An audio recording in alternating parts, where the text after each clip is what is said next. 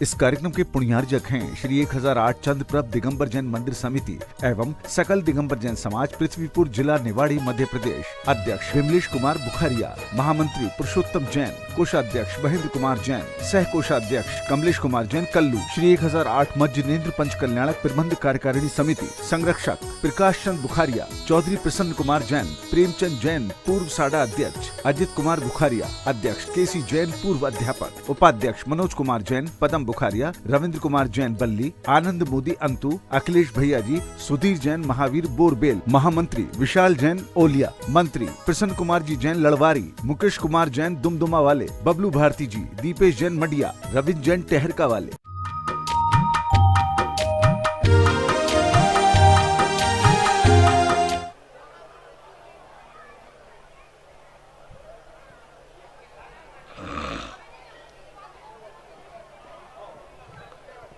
नमो अरिहन्ताणं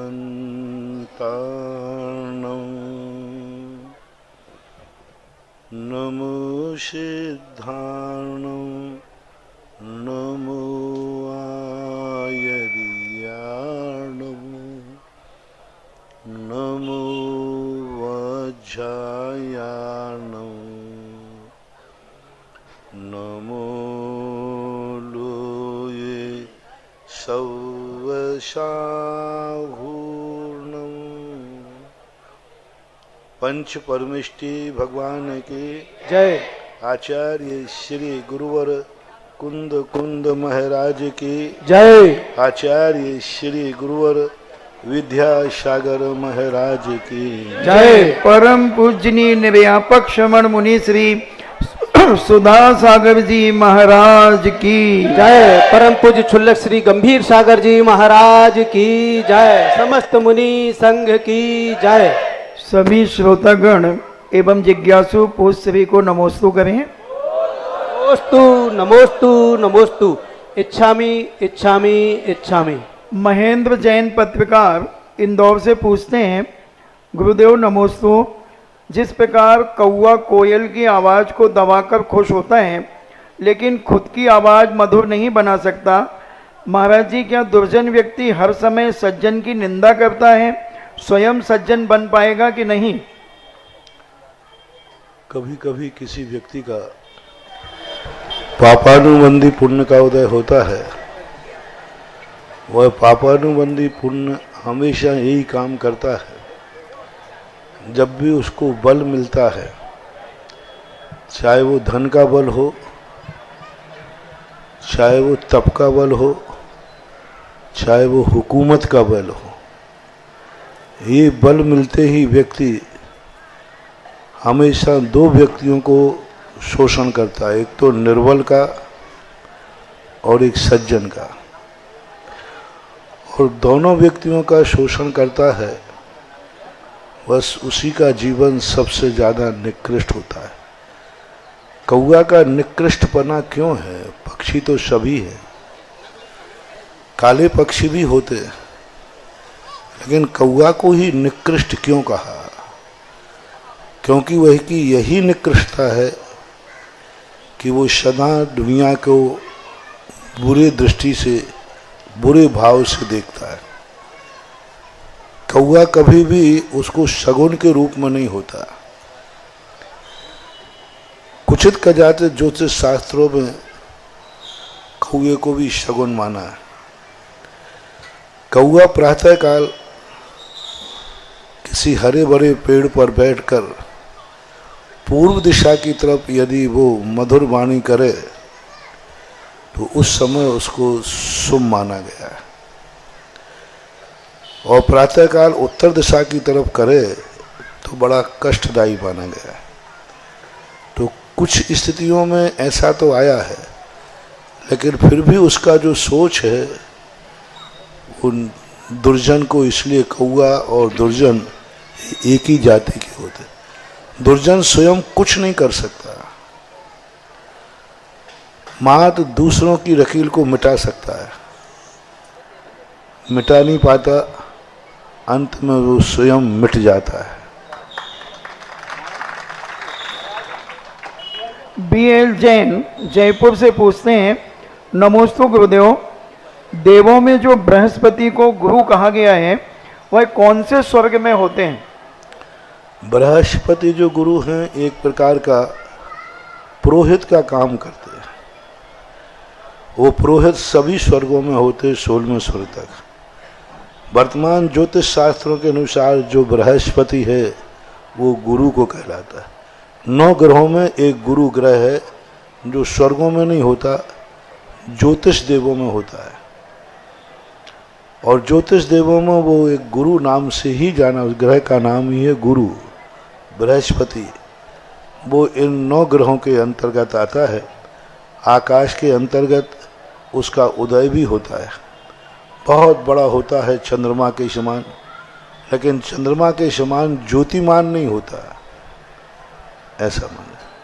चीकू जैन मेहरौनी से पूछते हैं, नमोस्तु महाराज जी, यदि कोई मकान रोड पर आ जाता है तो उसकी कीमत बढ़ जाती है, इसके विपरीत यदि मनुष्य रोड पर आ जाता है तो उसकी कीमत घट क्यों जाती है? मकान की कीमत भी रोड पे आने से बढ़ती नहीं है। कई बार रोड पे आता है ना, मास्टर प्लान बनता है तो सीधा जाता है। हाँ, रोड पे बना तो लेते हैं। रोड पे आने वाला व्यक्ति यदि मर्यादित है तो ही बच पाएगा, और रोड पे आने वाला व्यक्ति यदि संयमित है, अनुशासित है और गुणवान है तो रोड पर भी व्यक्ति बैठा हुआ पूछता है। रोड पे आने का अर्थ ही नहीं है कि वो दुर्जन बन के, सज्जन बन के यदि रोड पे आता है तो वह साधु के समान पूजा जाता है, ऐसा माना है। सपना जैन ललितपुर से पूछती है, मेरे गुरुदेव के चरणों में नमोस्तु महाराज जी। जैसे हम लोग टीवी मोबाइल आदि पर प्रवचन आदि सुनते हैं, धार्मिक क्रियाएं देखते हैं, और अगर बीच में बंद करना पड़ता है तो क्या कोई दोष लगता है? देखो, ये तुम्हारी मजबूरियां हैं। नंबर तो कम होंगे, लेकिन तुम्हारी मजबूरी है कि बंद भी करना पड़ता है और चालू भी करना पड़ता है, तो ये सामान्य दोष हैं, हल्के।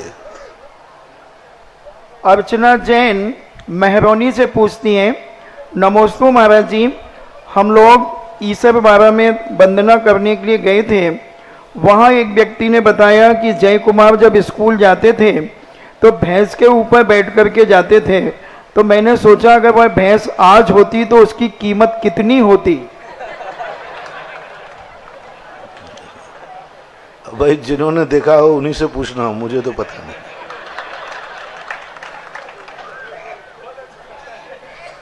मेरी जानकारी में तो ऐसा है नहीं। अब उन्होंने कहीं हो तो उनसे पूछ लेना है। पिंकी मलैया मेहरौनी से पूछती हैं, नमोस्तु महाराज जी, आजकल भगवान की पूजन आदि करने के बाद कुछ लोग भगवान के बर्तनों को मांजते नहीं हैं, केवल कपड़े से पोंछ करके रख लेते हैं, या उचित है क्या?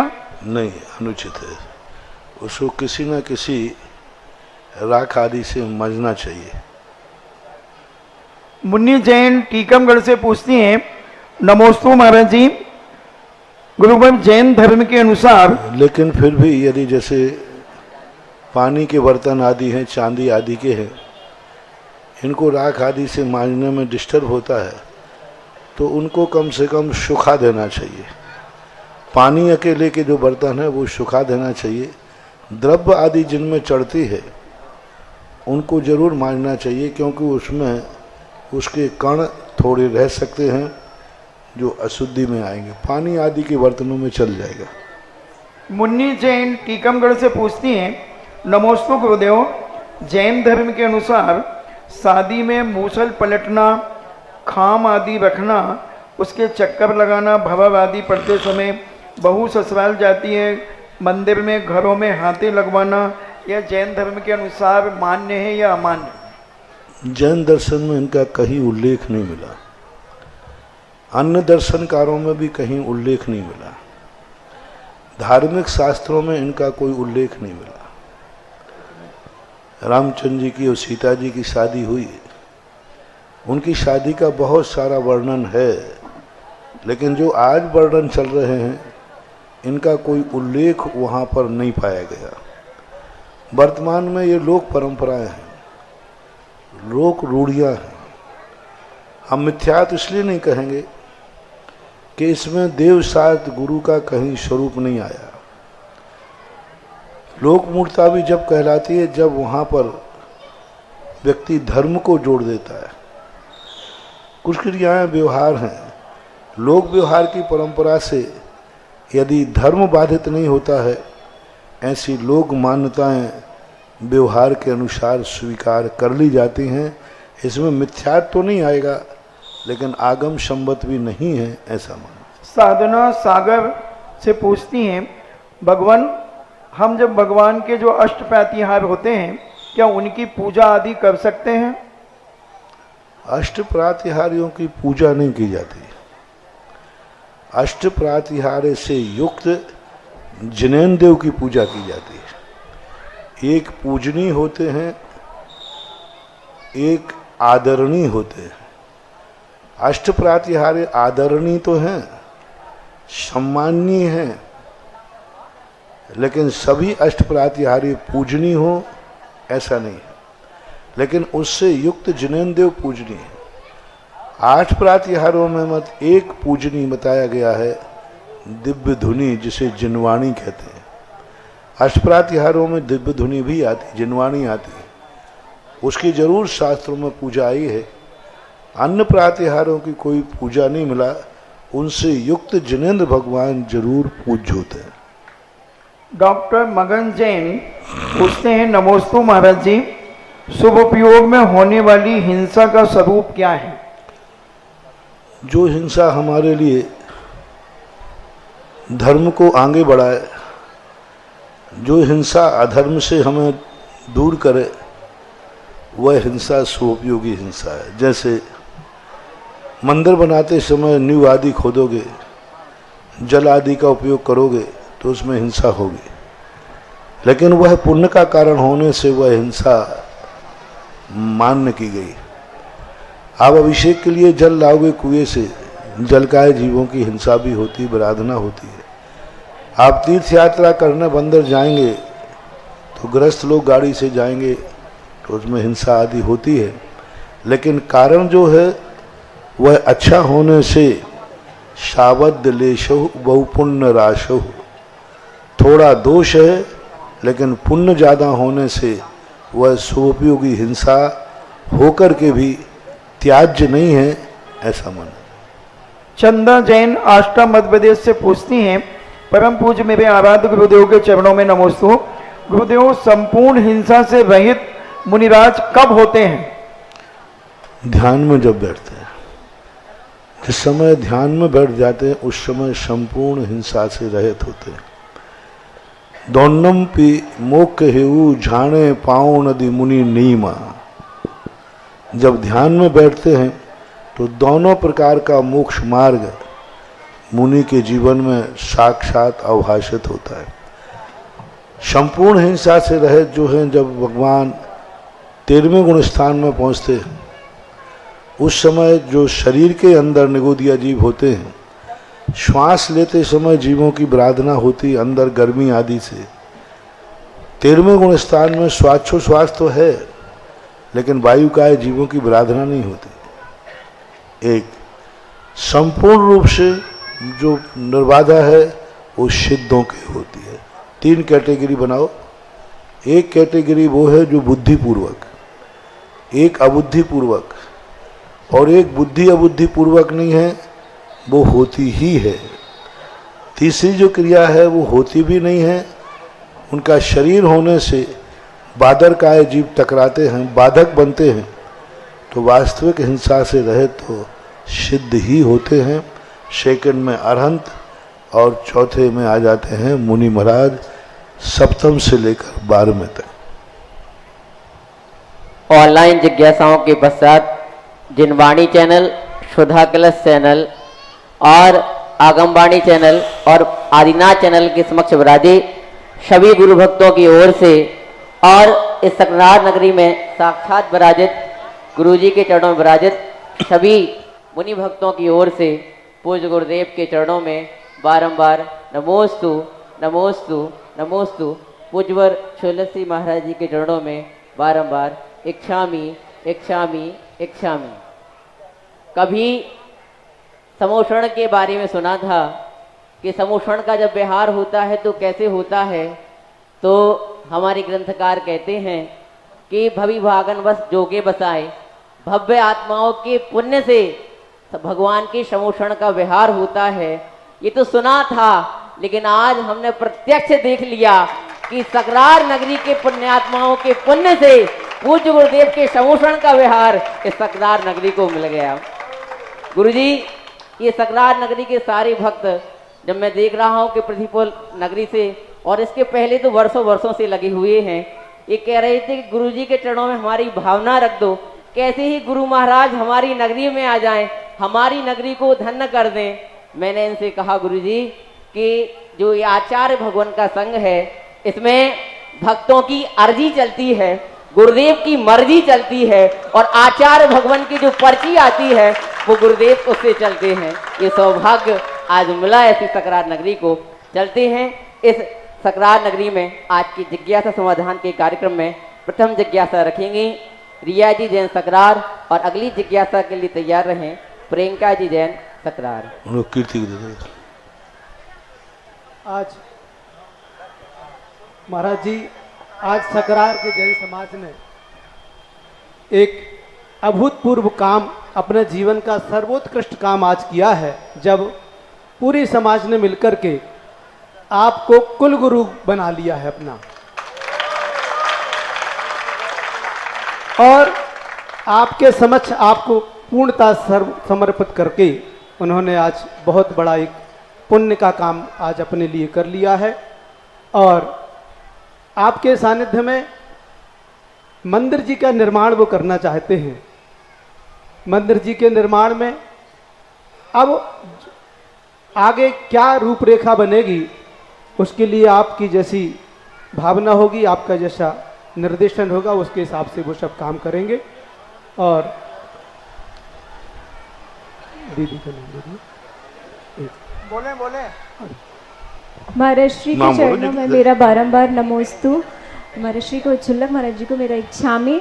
महाराज जी, मेरी जिज्ञासा है, उसके पहले मैं कुछ अपने भाव, जब महाराष्ट्री पृथ्वीपुर में विराजमान थे तो मेरे मन से कुछ पंक्तियां गुरुजी के लिए निकली थी। नहीं, जिज्ञासा, ओनली जिज्ञासा। ठीक है महाराष्ट्री, एक श्रावक का क्या कर्तव्य बनता है कि जब हमारे आसपास कोई निर्ग्रंथ दिगंबर साधु होते हैं, तो जो भी आसपास मतलब साधु विराजमान है, तो जो हमारे श्रावक का ऐसा क्या कर्तव्य है, या फिर महाराज जी कई बार देखने को मिलता है कि हम जिस साधु से जुड़े हुए हैं या जिनको हम अपना गुरु मानते हैं, केवल हम उन्हीं के पास जाते हैं, या हमारा झुकाव समर्पण सिर्फ उन्हीं की तरफ रहता है। तो महर्षि, और भी जो साधु, दिगंबर साधु, निर्ग्रंथ मुनि हमारे आसपास रहते हैं, तो एक श्रावक का क्या कर्तव्य बनता है उन साधुओं के प्रति? देखो, श्रद्धा जो है व्यक्तिगत नहीं होती, गुणों से होती है। जब कोई व्यक्ति किसी में गुणों की अधिकता देखता है, आप बाजार में यदि दो वस्तुएं खरीदने गए, एक वस्तु सर्वोत्कृष्ट है और एक दूसरी बाजार में भी रखी है जो उस उत्कृष्टता को प्राप्त नहीं है, तो आप उनमें से कौन सी खरीदना चाहेंगे? जो सर्वोत्कृष्ट है। दुकानदार कहेगा कि भाई ये भी मैंने बेचने को खरीदी है, इसको भी कुछ ले जाओ। तो तुम दुकानदार के माल बेचने के लिए वह भी खरीद लोगे, या तुम गुणवत्ता देख करके ही खरीदोगे? गुणवत्ता देख। जय हो गुरुदेव, जय हो। तो कभी कभी ऐसा हो जाता है कि व्यक्ति को जब गुणाधिक वस्तु मिल जाए, तो दुकानदार के गुणहीन वस्तु को वह बिक्री के लिए रखी है, लेकिन बिक्री को जो जो वस्तु है वह खरीदना ही है, ऐसी बात नहीं है। इसलिए कभी कभी गुणाधिकता का प्रभाव होता है वो। हाँ, यदि गुणहीन और गुणवत्ता में हमें कोई साधु गुणों में अधिक दिख रहा है, और जिसको तुम मानते हो कि वो गुणहीन है, फिर भी यदि गुणहीन की तरफ ही झुकाव होता है, तो फिर उसका दोष है, वो गुरु भक्ति नहीं है, वो व्यक्तिगत भक्ति कहलाएगी, ऐसा मानना चाहिए। नमोस्तु महर्षि। और महाराज जी, जब पूरी समाज ने आपको कुलगुरु बना लिया है तो अब समाज का क्या दायित्व बनता है, उसके बारे में हमें निर्णय लेना। अब उसकी बात तो यही है कि जो कार्य तुम करते हो, गुरु के जो निर्देश होते हैं उन निर्देशों का पालन करना, और कोई भी कार्य करना है धार्मिक तो उनकी आज्ञा लेकर, उनकी अनुमति लेकर के ही करना, यही मुख्य कारण बनता है। जिज्ञासा करें प्रियंका जैन सकरार, और उसके बाद तैयार रहें निधि जैन सकरार।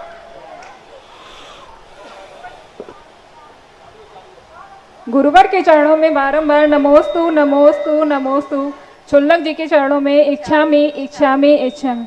हे गुरुवर, हम जब भक्तांबर स्तोत्र पढ़ते हैं तो उसकी आखिरी लाइन में आता है भक्त्यामय विविध वर्ण विचित्र पुष्पाम, और कहीं कहीं रुचिर भी मिलता है। तो हमें क्या पढ़ना चाहिए, आप बताएं। विचित्र और क्या मिलता है? विचित्र और रुचिर। हाँ, विचित्र यानी नाना प्रकार, रुचिर यानी अच्छे।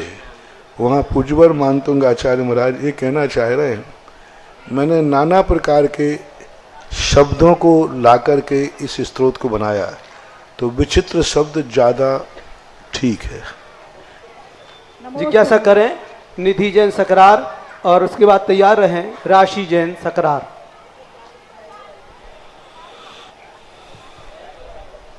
नमोस्तु गुरुवर, नमोस्तु नमोस्तु। गुरुवर, एक महाराज जी से सुना था कि यदि गुरुवर की सेवा करने का भाव है तो गाली और ग्लानि सहन करने का भी भाव रखना चाहिए। इसका अर्थ बताएं गुरुवर। नमो। हाँ, तो यही समता भाव का अर्थ है कि यदि हम सब कुछ धर्म करते हैं लेकिन हमने अपनी कसायों पर विजय प्राप्त नहीं की, क्रोधादि भाव हमारे तीव्र हैं, तो उनसे मतलब क्या है? गुरु सेवा का फल जो है क्षमता भाव आना चाहिए। विपरीत परिस्थितियों में भी अपनी सहिष्णुता को नहीं खोना, यही गुरु सेवा का फल मिलना चाहिए। जिज्ञासा करें राशि जैन, और उसके बाद तैयार रहें अंजू जैन सकरार। महाराज जी के चरणों में त्रिवार नमोस्तु नमोस्तु नमोस्तु। एक शुल्लक जी के चरणों में त्रिवार इच्छा में इच्छा में इच्छा में। महाराज जी, जाप की क्या कभी कभी रिकॉर्डेड वीडियो के साथ जाप शुरू कर सकते हैं, तो उसका क्या फल मिलेगा? रिकॉर्डेड वीडियो के साथ जाप शुरू करें तो उसका क्या फल मिलेगा? रिकॉर्डिंग के साथ साथ जब तक याद नहीं हो, सीखने लिए करना ठीक है, बाकी वैसे करना उचित नहीं। नमोस्तु महाराज। जिज्ञासा करें अंजू जैन, और तैयार रहें अन्नू जैन सकरार।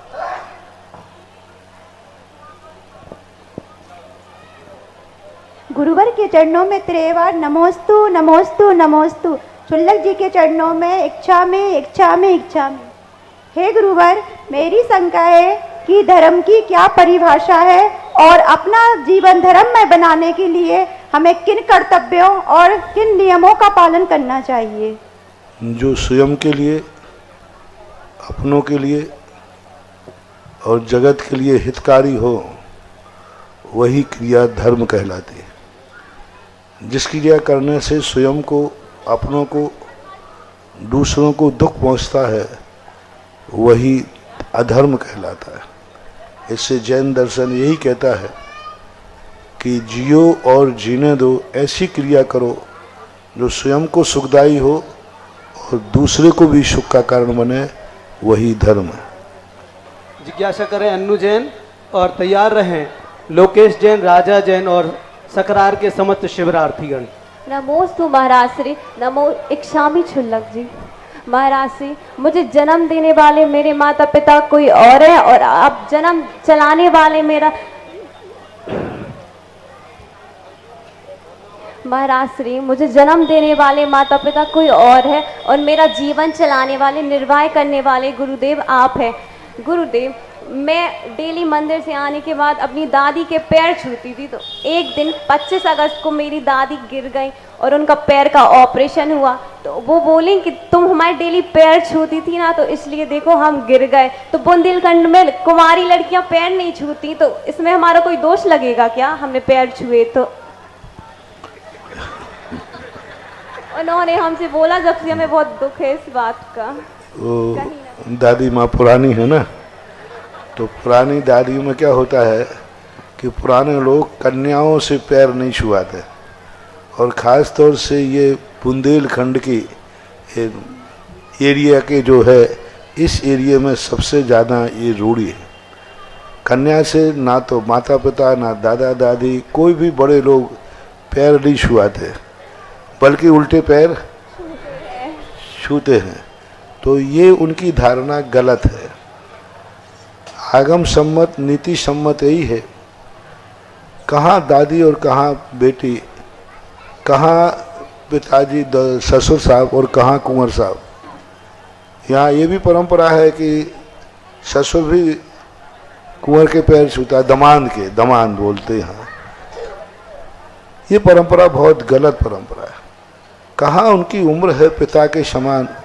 ससुर को भी हमारे यहाँ फादर इन लॉ कहा जाता है, पिता ही कहा जाता है, धर्म पिता कहा जाता है। एक धर्म पिता है ससुर साहब, और उनसे पैर छुआते हो, ये बहुत बड़ी बुंदेलखंड की एक मिथ्यात्व परंपरा है। भारत में और कहीं नहीं है। राजस्थान और गुजरात में सभी जितने उम्र से बड़े हैं वो उनके पैर नहीं छूते, छोटा ही उनको। कन्या माँ बाप की छुएगी, दादा दादी की छुएगी, मामा मामी के सबके छुएगी। यहाँ तक कि बड़े भाई के भी पैर कन्या छूती है। बहन है और भाई बड़ा है तो बहन बड़े भाई के पैर छूती है। लेकिन यहाँ उल्टा है, कितनी बड़ा भाई हो छोटी बहन से राखी बंधवाएगा तो उसी बहन के पैर छूता है। ये ना तो आगम सम्मत है और ना नीति सम्मत। शास्त्रों में स्पष्ट लिखा, गुणहीन व्यक्ति गुणवान से पैर छुआता है तो उसे अपंग नाम कर्म का बंध होता है। गुणहीन व्यक्ति गुणवान से पैर छुआता है, यानी उम्र में वो छोटा है, बच्चा है, बच्ची है, और वो दादा दादी माता पिताओं से पैर छुआते हैं, तो ये गलत है। आज प्रश्न आया है तो सारी दुनिया के लोगों से जो सुन रहे हैं लाइव में बैठकर, उन सब के लिए भी संदेशा है, जो जहाँ भी अपने टीवी पर बैठकर सुन रहे हों, तो उनके लिए संदेशा है, कभी भी अपने से बड़ी उम्र वाले से कभी पैर नहीं छुआना चाहिए, चाहे वो कोई भी हो। अपने से यदि उम्र बड़ी है कभी नहीं छुआना। और बड़े लोगों से मेरा कहना है, अपने से छोटी उम्र वालों के पैर छू करके छोटों का आहत मत करो। यदि माता पिता दादा दादी अपने से छोटी उम्र वाली कन्या के पैर छूते हैं तो उस कन्या का आहत है, कन्या को नुकसान है। आप पैर छूकर अच्छा नहीं कर रहे हैं, उसका आहत कर रहे हैं। इसलिए बड़े लोगों को अपनी उम्र से छोटे भी बच्ची हो चाहे कोई भी हो, पैर नहीं छूना चाहिए। और छोटी उम्र वालों को भी अपने से बड़ी उम्र वाले कोई भी हों, उनसे पैर नहीं छुआना चाहिए। ससुर साहब भी है, सासू भी है, वो माँ के समान है, वो पिता के समान है। जिनको आप माँ जी बोलते हैं, पिताजी बोलते हैं, तो जब माता पिता शब्द लग गया तो फिर कहाँ, वो तो वंदनीय आदरणीय हो गए। तो ये परंपरा खत्म होना चाहिए। और दादी को कह देना कि आपका इसलिए पैर टूटा है क्योंकि आप छोटी उम्र वालों के पैर छूती हो, इसलिए आपका टूटा है। महाराज जी, चूंकि अब वो बेटी में भी यदि गृहस्थ है,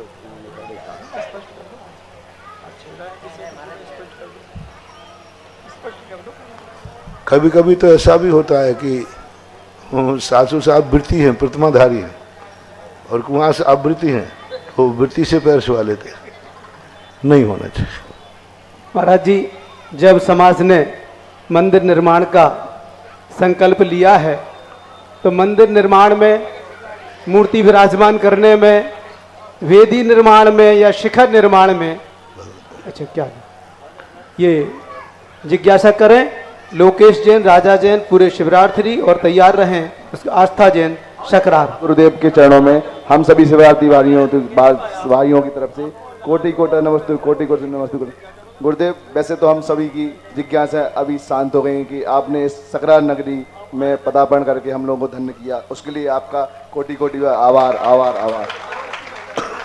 गुरुदेव, अब हमारी एक जिज्ञासा है कि अभिषेक की सम्यक विधि क्या है, उसके लिए हम लोगों को सब वो भी बता दे, कल बताएंगे। और कोई प्रश्न?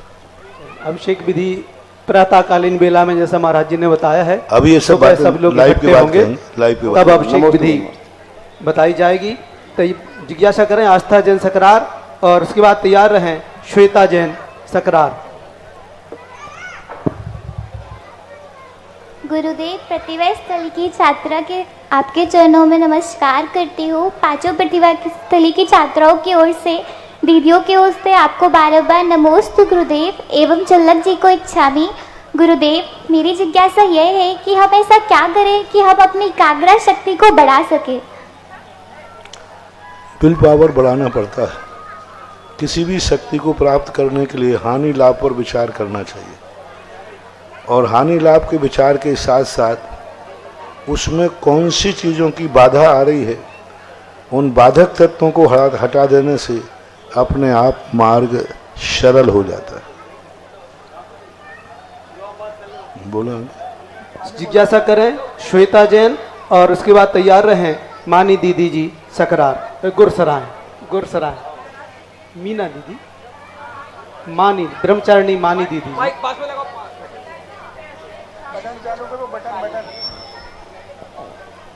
महाराज जी, मेरी जिज्ञासा यह है कि महिलाओं को खड़े होकर कायसय क्यों नहीं करना चाहिए? यदि नहीं करना चाहिए तो क्यों नहीं करना चाहिए? ऐसा कोई नौबार नमोकार मंत्र पढ़ने का तो कोई निषेध नहीं है। कायोस्वर की जो परिभाषा है, कायोस्वर का अर्थ होता है शरीर से निर्ममत होकर, बेखबर होकर आत्मा और परमात्मा में लीन हो जाना, इसका नाम कायोस्वर है। आप लोग चूंकि महिला जाति होने से आप लोग कायोस्वर का इसलिए निषेध किया क्योंकि आप लोगों की मर्यादा है। मान लीजिए आप लोग कायोस्वर कर रहे हैं, उसी समय हवा आदि चलने से किसी प्रकार के वस्त्रों की अव्यवस्था होती है तो आप लोगों के लिए डिस्टर्ब हो जाएगा, मन में विकल्प आ जाएगा, लोक व्यवहार गौण हो जाएगा। इसलिए आप लोगों को बैठ कर के ही क्रिया करने में ज़्यादा सुविधा युक्त है, मर्यादा है। और जय जिनेंद्र करने के क्या क्या लाभ है? जय जिनेंद्र करने के क्या क्या लाभ है? जय जिनेंद्र करने के क्या क्या लाभ है? जय जिनेंद्र करने के तो लाभ ही लाभ है, हानि तो कुछ है ही नहीं। और बस इतने जरूर है कि आप लोग सुबह उठकर दूसरों से तो जय जिनेंद्र करते हो, अपनों से नहीं करते। प्रातःकाल उठकर के सबसे पहले अपने घरों में, परिवार में एक दूसरे से जय जिनेंद्र करना चाहिए। उठते ही जो सामने मिले उसको जय जिनेंद्र करना चाहिए। वो पिता भी हो सकता है, वह पति भी हो सकता है, वह बेटा भी हो सकता है, वह सासू भी हो सकती है, वह बहू भी हो सकती है। जो भी मिले वहाँ छोटे बड़े की मर्यादा मत रखो। मान लीजिए सामने पिताजी उठे हैं और बेटा सामने से आ गया तो पिताजी को बोलना चाहिए बेटा जय जिनेंद्र। इसमें बोलने से उसकी बापगिरी कम नहीं हो जाएगी। मैं तो बाप हूं, मैं कैसे बोलूं? क्या बोल रहे हो, क्या बोल रहा है? इसमें कौन सी बड़ी बात है? बेटा जय जिनेंद्र। मान लीजिए आपके लिए कोई जो छोटा भी आ गए, आप लोग दोनों दंपति हैं, एक दूसरे को जय जिनेंद्र बोलिए ना।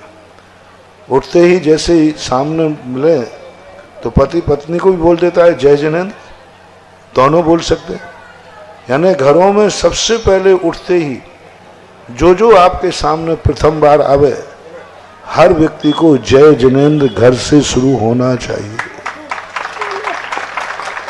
तुम क्या है परायों से कर लेते हो, घर के बाहर के लोगों से करोगे, घर में नहीं करोगे।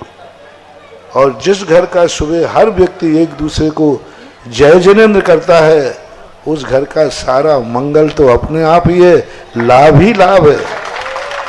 क्योंकि प्रत्येक व्यक्ति ने जब भी शब्द खोला एक दूसरे से, तो क्या शब्द निकला है? जय जिनेंद्र। पता नहीं कौन सा शब्द निकलता है। हो सकता है कभी बार गुस्से का शब्द निकले, मिलते ही दिख जाए, गुस्सा आ जाए। कितनी बड़ी चीज। आपके मान लीजिए आप सामने आए और आपके बेटे ने कोई गलती की थी, तो उसको देखते ही आप गाली भी दे सकते हो। आगे आप मूर्ख कहेंगे, बुद्धू कहेंगे, उल्लू का पट्टा, कुछ भी बोल सकते। क्यों ना ये नियम बना लिया जाए कि सबसे पहले हमें जो मिलेगा, पहले हम जय जिनेंद्र बोलेंगे, बाद में निपटाएंगे उल्लू के पट्टे को। लेकिन पहले तो क्या बोलेंगे? जय जिनेंद्र। और फिर भली तुम्हारी जो मर्जी पड़े तो करना, तो कम से कम शुरुआत यदि ऐसे शुभ शब्द से होगी, तो वैसा ही उसके जीवन में अशुभ कुछ होगा ही नहीं। जिज्ञासा करें ब्रह्मचारिणी मानी दीदी जी गुरसराय, और उसके बाद तैयार रहे श्री नेमीचंद जी पार्ले सकरार। हेलो, परम पूज्य निर्यामक श्रवण श्री परम पूज्य मुनि श्री सुधा सागर जी महाराज जी के चरणों में कोटिशा नमोस्तु, मेरा और मेरे परिवार की ओर से नमोस्तु नमोस्तु। इच्छामी महाराज जी, इच्छामी महाराज जी। महाराज जी, हमारा प्रश्न है कि मानव जीवन में आत्म उन्नति के लिए कैसा आचरण करना चाहिए? आत्म उन्नति का अर्थ कुछ नहीं है, निराकुल परिणाम। जिस क्रिया में, जिस कार्य में, जिसे देखने में, जिसे सुनने में, जिसे बोलने में, जिसे करने में, जिसे चलने में, परिणाम में आकुलता आती है, आकुल व्याकुल परिणाम होते हैं, वही आत्मस्वरूप में बाधक है। और जितने हम निराकुल होते जाएंगे, निराकुलता ही सबसे बड़ा आत्मधर्म है। इसलिए छठालाकार ने स्पष्ट कहा, आत्म को हित है सुख सो सुख, आकुलता बिन कहिए। आत्मा का जो हित है आकुलता के बिना है।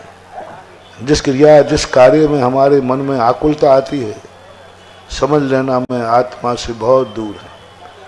और हम सब कुछ देखते और सुनते हुए भी अपने परिणामों में यदि निराकुल हैं, निराकुल परिणाम है, तो उससे बड़ा आत्मा का हित और आत्मा की उपलब्धि दूसरी नहीं हो सकती। जिज्ञासा करें श्री नेमीचंद जी पार्ले, और तैयार रहें चंचल जैन सकरार। 3 बार नमोस्तु नमोस्तु नमोस्तु। छुल्लक जी के चरणों में इच्छामी इच्छामी इच्छामी। गुरुवर, मेरी एक जिज्ञासा है कि आप स्वयं इस बात को महसूस करते होंगे कि आज हर आदमी अपने आप को दुखी महसूस करता है, सारी दुनिया अपने आप को दुखी महसूस करती है, तो गुरुवर बताएं कि इसका कारण क्या है और निवारण क्या है? हमें तो 50% पाखंडी दिखते हैं, घड़ियाल आंसू दिखते हैं। दुखी, जितने दुख हैं नहीं उतनी दुनिया दुखी है। दुख कम है, दुखी ज्यादा है।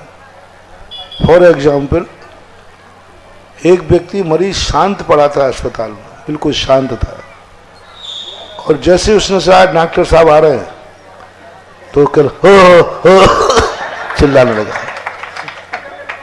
तो इसको क्या कहा जाए? पाखंड। वैसे शांत पड़ा था और डॉक्टर का सुनते वो कूलने कराहने लगा, इसको क्या कहें? पाखंडी ही कहेंगे। बस ऐसे ही दुनिया है। जब उसके स्वार्थ की बात आ जाती है तो ठीक हो जाता है। बच्चा रो रहा है आंखों से और एक चॉकलेट मिल जाए तो उसको रोने का दुख नहीं था, उसको वो चॉकलेट मिलने के लिए था।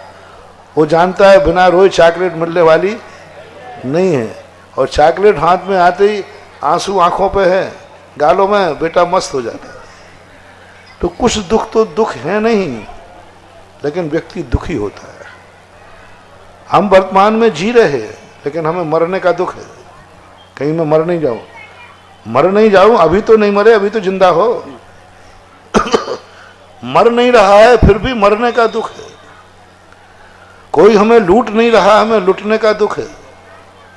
कोई मेरा अपमान नहीं कर रहा, मुझे अपमान का दुख है, और कर कोई नहीं रहा है। एक मन का भय है।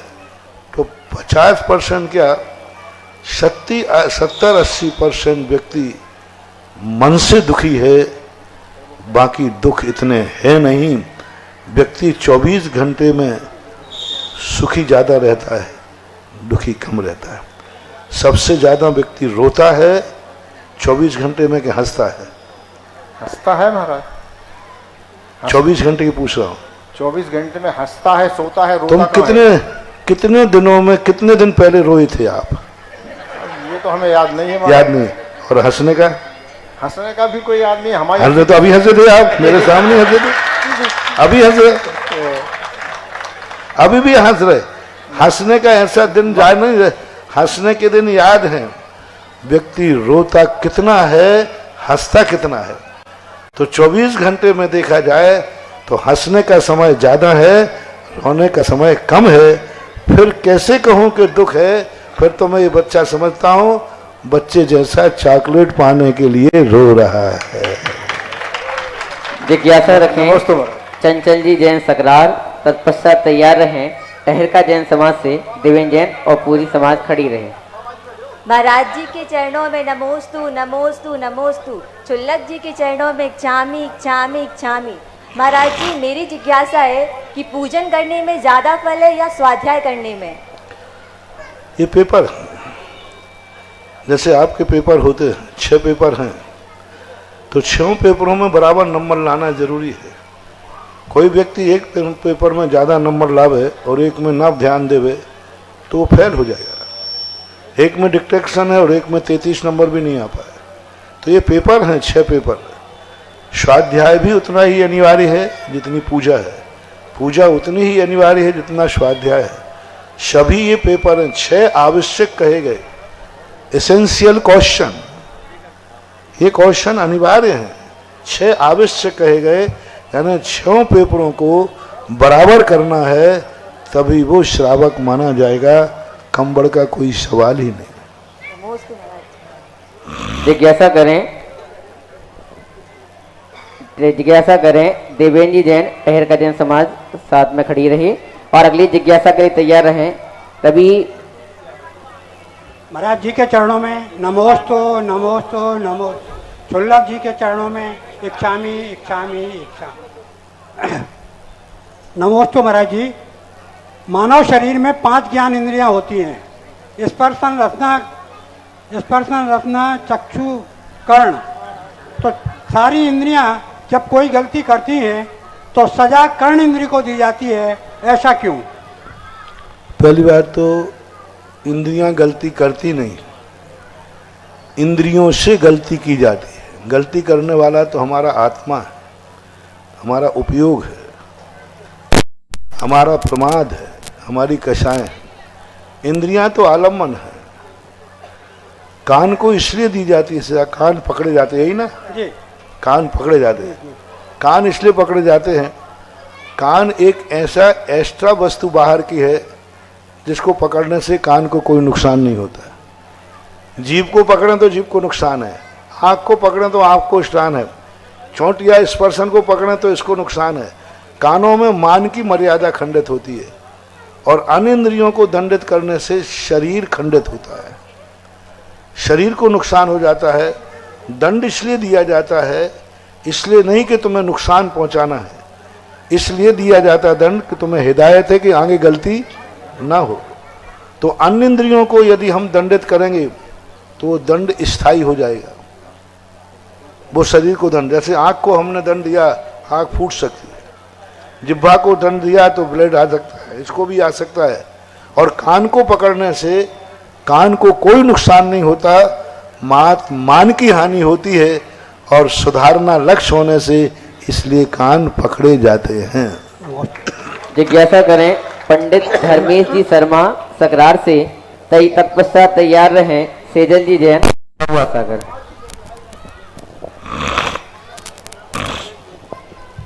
महाराज जी को प्रणाम। महाराज जी धार्मिक ग्रंथ कहते हैं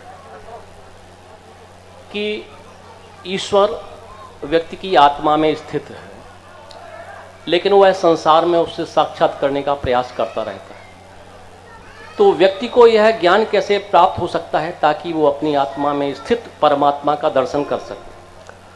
सबसे बड़ी चीज़ है, हमें किसी भी, आपको मालूम होगा, आप गृहस्थ हैं, आप दर्पण में चेहरा देखते हैं,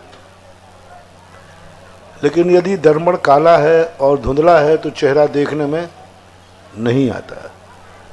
तो दर्पण हमें साफ चाहिए।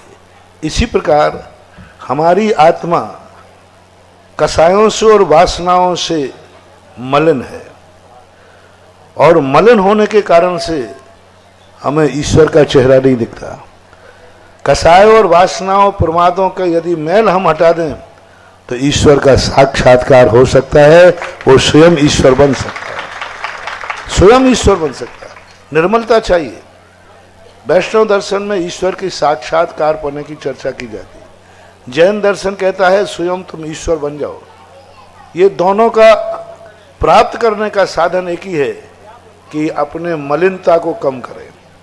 जो क्रोध है, मान है, माया है, लोभ है, अनेक प्रकार के प्रमाद हैं, कसाए हैं, ये मोह और वासनाएं हैं, इनसे हमारी आत्मा का दर्पण काला हुआ है, इनसे हमारी आत्मा का दर्पण मलिन हुआ है।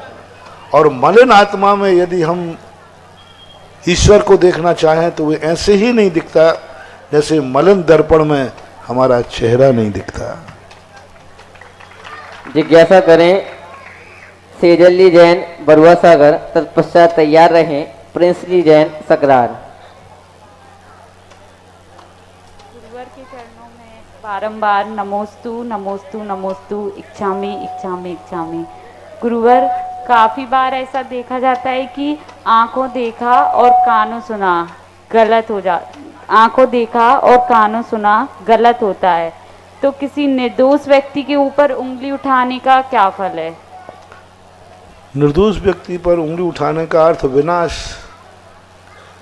जब जब हम किसी निर्दोष पर उंगली उठाएंगे, निश्चित समझना वह दोष कभी न कभी हमारी जिंदगी में आकर के हमें परेशान करेगा।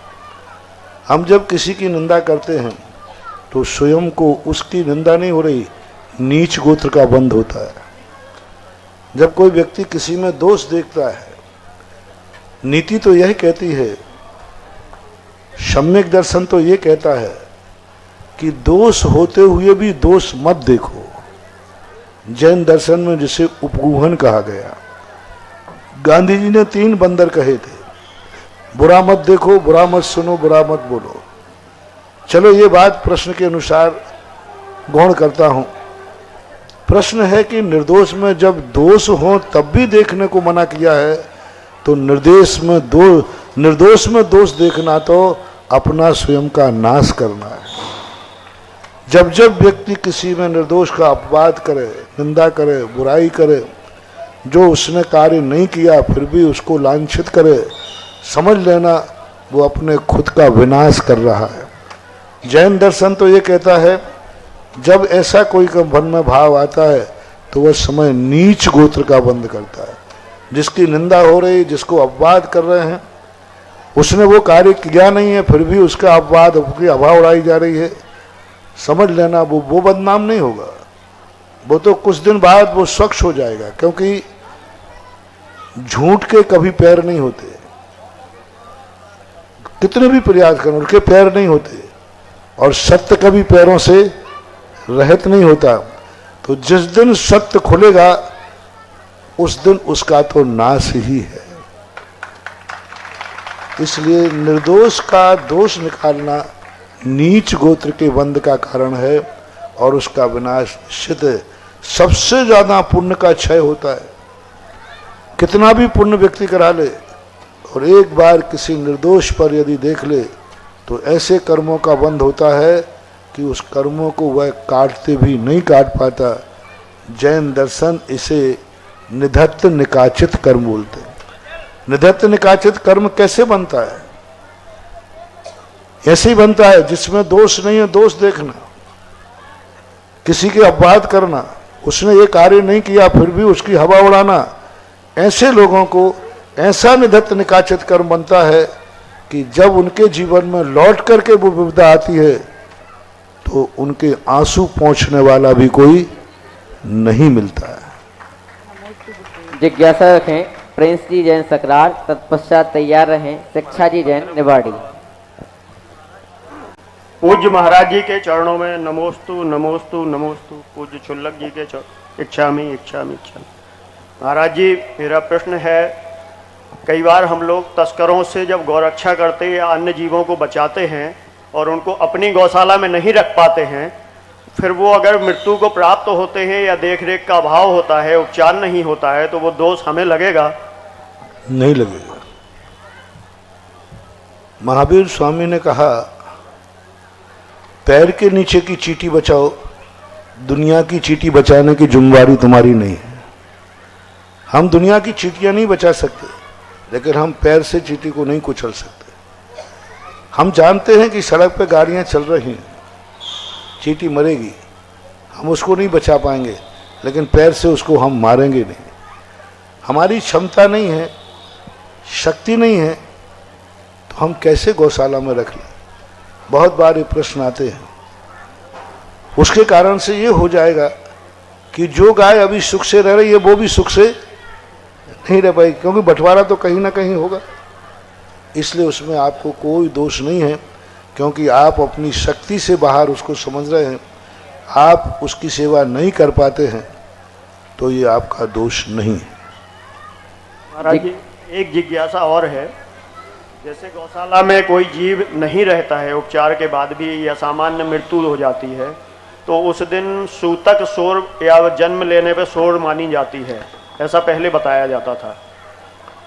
यदि आपने उसका स्पर्श किया है और घर में किसी पशु का मरण हुआ है, जहाँ तुम रहते हो, भोजन पानी करते हो, तो 1 दिन का सूतक है। यदि गौशाला में कोई मरण प्राप्त किया है, आपने उसको छुआ नहीं है, तो फिर आपको सूतक नहीं लगेगा। यदि मृत का स्पर्श कर लिया है तो 1 दिन का, शाम को भी कर लिया तो 1 रात व्यतीत होने पर सुबह सूतक हट जाता है। 1 रात्रि व्यतीत होना चाहिए, ऐसा। नमोस्तु महाराज। जिज्ञासा रखें शिक्षा जी जैन निवाड़ी, तत्पश्चात तैयार रहें मोदी रजनीश जी जैन सकरार।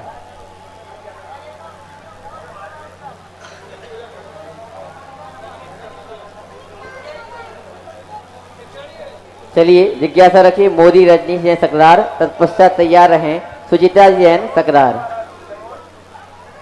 नमोस्तु महाराज जी, नमोस्तु। मेरी जिज्ञासा है, मंदिर जी में श्री जी का अभिषेक करने के बाद डिब्बी में लेके उसको क्या दुकान पर रख सकते हैं? गंधोदक खाए के लिए पर्पस बताओ, काय के लिए? जैसे दिन में रखा रहा, सुबह क्यों कारण क्या है?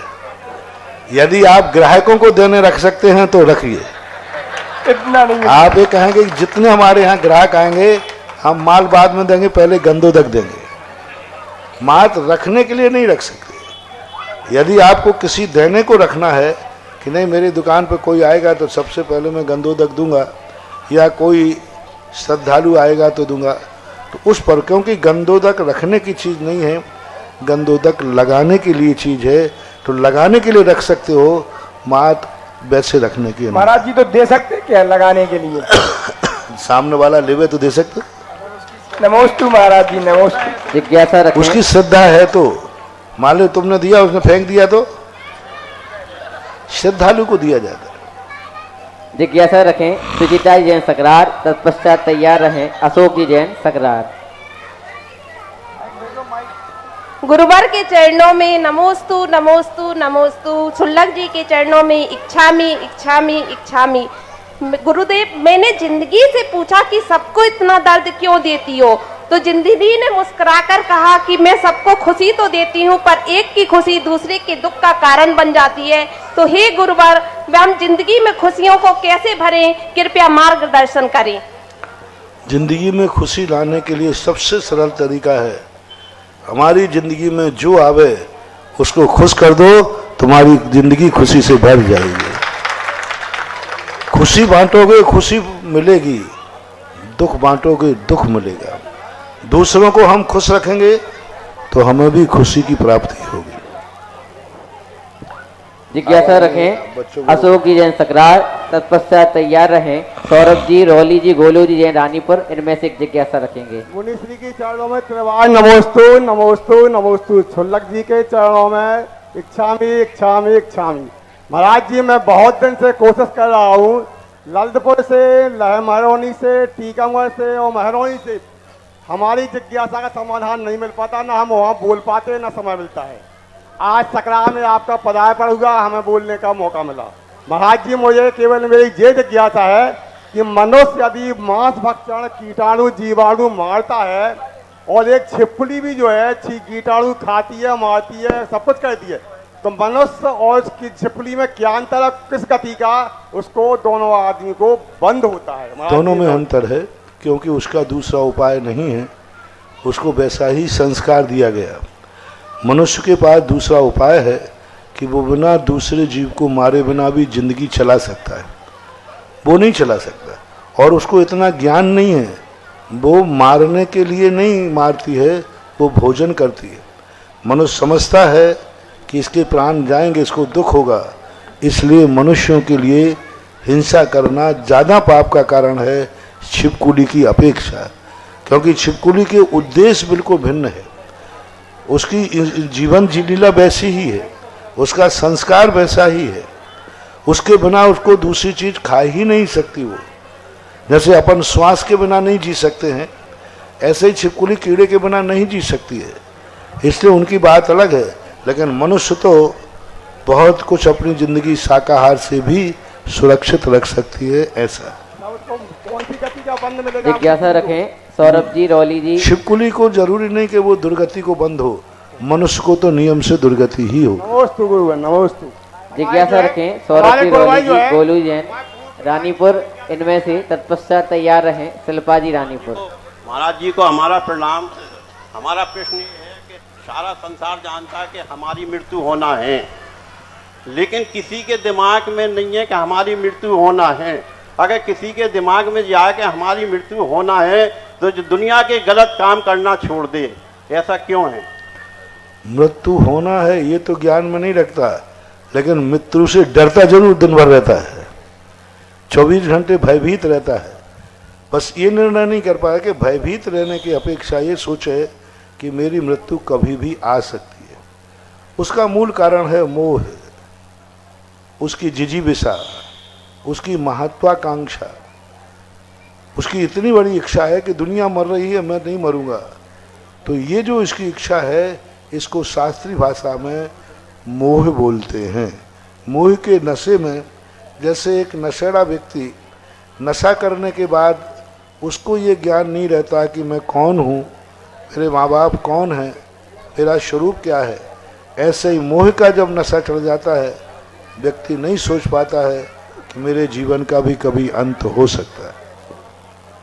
जिज्ञासा रखें सौरभ जी, रोली जी, गोलू जी रानीपुर, इनमें से एक जिज्ञासा रखेंगे। तत्पश्चात तैयार रहें शिल्पा जी रानीपुर।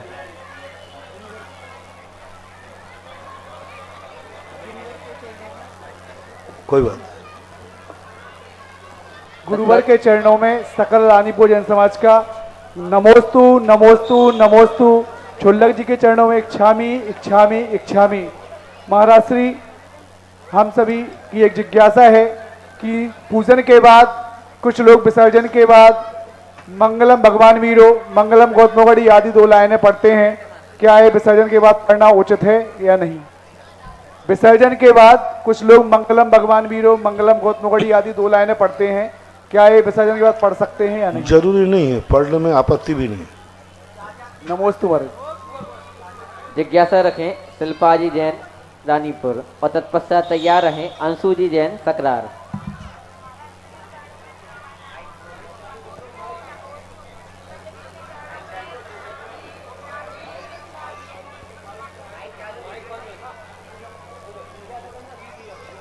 महाराज जी, जब हम मंदिर जाते हैं भाव बनाकर कि हम मंदिर में अभिषेक देखें या पूजन करें, हम ये पढ़ लें, लेकिन हम नहीं कर पाते कुछ समस्या के कारण, तो घर में महाराज जी हम मोबाइल या टीवी में शांति धारा देखेंगे तो हमें क्या उतना ही पुण्य लगेगा? मजबूरी का नाम महात्मा गांधी। चला करके नहीं करना, लेकिन जब नहीं कर सकते हैं गुड बेटर बेस्ट वाली बात है, और नहीं करने की अपेक्षा कुछ करना ठीक। अंतिम जिज्ञासा रखें। अंशु जी जैन सकरार। पेशेंट है हमारे घर में, हम उसको नहीं कर पा रहे तो घर पे सुना दे तो उतना ही होगा। पुण्य में कमी तो आएगी। अच्छा। अंशु जी जैन सकरार, अंतिम जिज्ञासा रखें। हे पूज्य गुरुदेव के चरणों में नमोस्तु नमोस्तु नमोस्तु। चुल्लक जी महाराज के चरणों में कोई बात नहीं, गर्मी की बरसात है, इतना गीला होने में क्यों डर रहे हो? ये सर्दी की बरसात है क्या? अरे गर्मी की बरसात है, इसमें तो ऐसे मौसम को देखने के लिए लोग हिल स्टेशन जाते हैं, कहीं लोग कश्मीर जाते, हिल स्टेशन जाते, यही मौसम के लिए जाते हैं। तो गर्मी का बरसात है, ऐसी कोई भागने वाली बात नहीं है। सर्दी की होती तो बात अलग है, कैमरे वगैरह को तो इसलिए सुरक्षित करना है। ठीक है, चले। हे पूज्य गुरुदेव, कहते हैं कि गृहस्थ जीवन में पति और पत्नी एक गाड़ी के दो पहियों की तरह होते हैं, लेकिन प्रायः देखा गया है कि पति सुबह से शाम तक काम करता है और पत्नी भी गृहस्थ जीवन के सभी काम सुबह से शाम तक करती हैं, लेकिन हर घर में देखा गया है कि पत्नी को दबाया जाता है, उसे बराबर का दर्जा नहीं दिया जाता है। ये सब पुरानी बातें हैं, आजकल उल्टा हो रहा है। आजकल बहुत उल्टा हो रहा है। मेरे पास ऐसे के पुरुषों के ज्यादा आ रहे हैं, महिलाओं के कम आ रहे हैं। और जिज्ञासा रखे अंतिम जिज्ञासा जैन युवा शक्ति संगठन सकरार, इनमें से एक व्यक्ति जिज्ञासा रखेंगे। नमोस्तु महाराज जी, नमोस्तु महाराज जी, नमोस्तु महाराज जी। सिर्फ पूजा पाठ करना ही धर्म है या पूजा पाठ करते करते अपने परिणामों को भी शुद्ध रखना धर्म है? पूजा पाठ करना ही धर्म नहीं है, पूजा पाठ करना भी धर्म है। उसके बिना परिणाम नहीं सुधरते हैं। जैसे बिना भोजन किए बिना भूख नहीं मिटती है, ऐसे ही पूजा पाठ के बिना आत्मा की शुद्धि नहीं होती है। कितना भी शरीर पर यदि हम जल नहीं ढालेंगे तो शरीर शुद्ध नहीं हो सकता। कितने भाव करें हम शरीर को शुद्ध करने की भावनाओं से, लेकिन शरीर तो नहाने से ही शुद्ध होता है। इसी प्रकार कितने भी पवित्र भाव करें, आत्मा की शुद्धि गृहस्थ की अभिषेक से ही होती है। अब सुने, अब ठीक है, क्योंकि देखो यहाँ का जो भी तुम्हारी पोजीशन बनी सकरार की, मैं यही, क्योंकि मेरे विश्वास है कि मेरे मुख से कोई निकलता है कोई शब्द, तो भली मैं न सोच पाऊँ, लेकिन वह शब्द कोई ना कोई दुनिया में किसी ना किसी पुण्य से निकलता है। कहीं मेरा विहार होता है तो मैं ये नहीं सोच पाता हूँ कि मेरा विहार यहाँ क्यों हो रहा है, लेकिन ये निश्चित है जब भी विहार होता है कोई ना कोई पुण्य जरूर होता है। मैं यही सोच रहा था, सुबह भी मैंने 2-3 कारण बताए, लेकिन वे कारण कोई ज़्यादा मजबूत नहीं थे। पहला कारण हमने बताया सलमान लाल सरस और हाथरस कवि हजारी लाल जी का, वो भी कोई सशक्त कारण नहीं था। यदि सशक्त कारण होता तो उनके सामने ही आ जाता। दूसरा कारण बताया कि शिवरार्थी यहाँ है, यदि शिवरार्थियों के कारण में जाता तो इस एरिया में पता नहीं कितने गांव हैं जहाँ के शिवरार्थी हैं पर वहाँ नहीं जा पा रहा।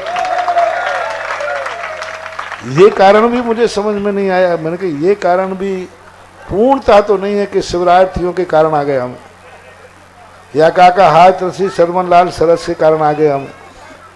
लेकिन आज दूसरा कारण दोपहर की मीटिंग में हुआ कि सकरार वालों का सबसे बड़ा पुण्य था यहाँ के चंद्रपुर भगवान, कौन से भगवान, नेमिनाथ भगवान ने, उन्होंने कदम मोड़े कि भाई तुझे जहाँ जाना हो जा, लेकिन एक बार सकरार आ जा।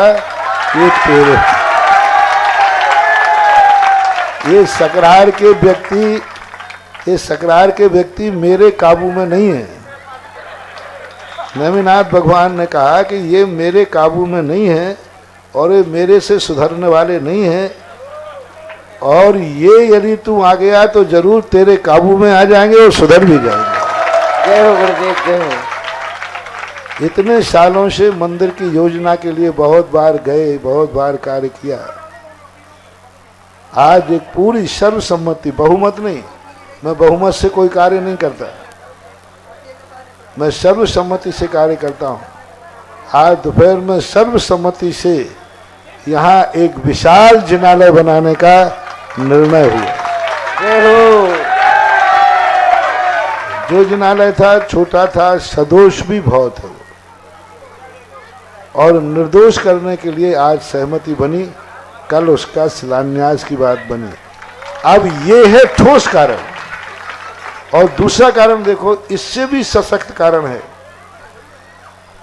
बड़ी विचित्र बात है, पहली बार मैं सोच सोच के दोपहर से सोच रहा हूं कि यदि मैं सकरार नहीं आता और मान लीजिए बरुआ सागर की तरफ बिहार हो जाता, तो सकरार आने से वहां कौन से भगवान है निवाड़ी में? पार्श्वनाथ भगवान ने कहा कि देख बेटा, तू ये निवाड़ी वाले हैं, ये जल्दी नहीं उठते हैं, और ये जब तक तू ये उठेंगे तब तक तू ऐसी दिशा में जाएगा कि ये लौटा नहीं पाएंगे। इसलिए पारसनाथ ने कहा कि तू थोड़ा सकरार घूमा जब तक इनकी नींद खुल जाएगी। और तुम्हारा मंदिर का निर्णय देख करके विधायक अनिल जी जैन पूरी समाज को लेके आ गए, महाराज नेमाड़ी का मंदिर का शिलान्यास के बिना आप जा नहीं सकते।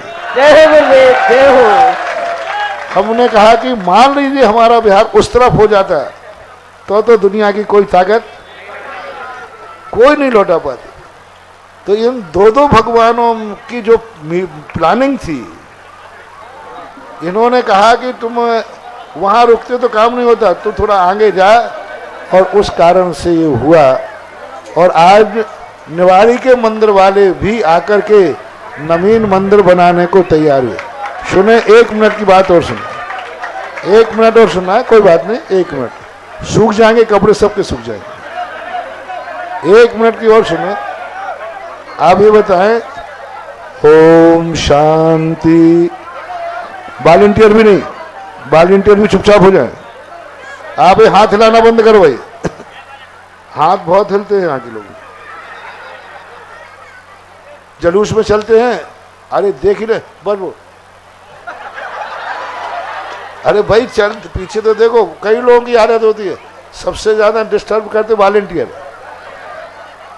बस आगे हो, उनके हाथ चलना शुरू होते हैं ना, यूं करते रहते, डिस्टर्ब हुआ। अभी बताओ, तुम लोगों को तुम्हारे पुण्य से जो लाभ मिला है, ये पूरा ही लाभ लेना है कि अधूरा? भाग्य भरोसे रहना है कि कुछ नई कमाई करना है? हाँ, तो शिलान्यास वगैरह तो भाग्य भरोसे हो गया। अब ठीक यदि तुम सारे सकरार वाले 8 वर्ष से लेकर 80 वर्ष का प्रत्येक व्यक्ति कल ठीक 5:30 बजे मंदिर में धोती दुपट्टा पहन के उपस्थित हो जाए, तो फिर मैं यहाँ की कायाकल्प करूंगा। और मैं खुद अपने हाथ से शांति धारा का गंधोदक उसके माथे पर लगाऊंगा, लेकिन उसी को लगाऊंगा जो धोती दुपट्टा पहन के आएगा,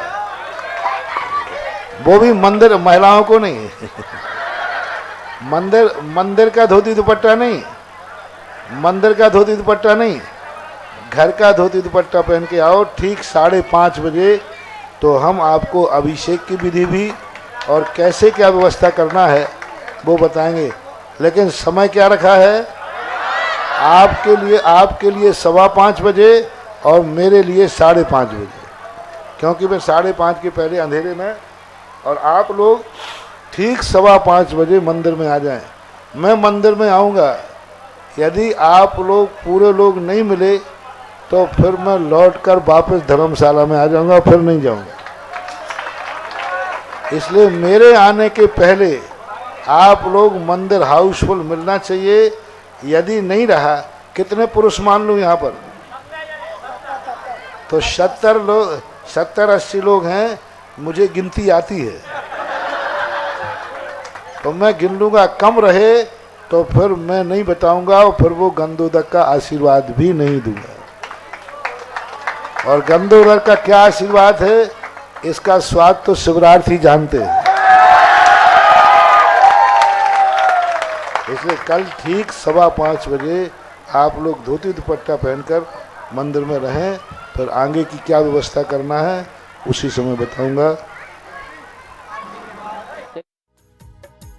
इस कार्यक्रम के पुण्यार जत्थे श्री 1008 चंद्रप्रभ दिगंबर जैन मंदिर समिति एवं सकल दिगंबर जैन समाज पृथ्वीपुर जिला निवाड़ी मध्य प्रदेश अध्यक्ष विमलेश कुमार बुखारिया, महामंत्री पुरुषोत्तम जैन, कोषाध्यक्ष महेंद्र कुमार जैन, सह कोषाध्यक्ष कमलेश कुमार जैन कल्लू, श्री 1008 मज्जिनेन्द्र पंच कल्याणक प्रबंध कार्यकारिणी समिति संरक्षक प्रकाश चंद बुखारिया, चौधरी प्रसन्न कुमार जैन, प्रेमचंद जैन पूर्व साडा अध्यक्ष, अजित कुमार बुखारिया अध्यक्ष, केसी जैन पूर्व अध्यापक, उपाध्यक्ष मनोज कुमार जैन, पदम बुखारिया, रविंद्र कुमार जैन बल्ली, आनंद मोदी अंतु, अखिलेश भैया जी, सुधीर जैन महावीर बोरबेल, महामंत्री विशाल जैन ओलिया, मंत्री प्रसन्न कुमार जी जैन लड़वारी, मुकेश कुमार जैन दुमदुमा वाले, बबलू भारती जी, दीपेश जैन मडिया, रविंद्र जैन टहरका वाले।